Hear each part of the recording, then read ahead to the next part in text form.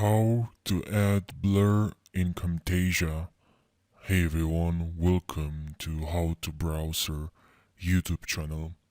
In this video I'll walk you through the entire process, so now without further ado, let's jump right into the video. So what you need to do is to head over to Camtasia and there look for annotations right here.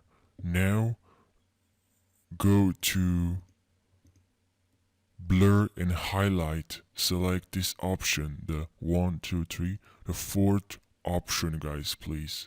In here we have blur. So now just select blur and drag it over your video that you want, or part of the video that you want to blur. Let's say we want to blur this part of the video and only this, or only this section of the video, only this side of the video. Okay, that's what we want to blur, so that's how you do it.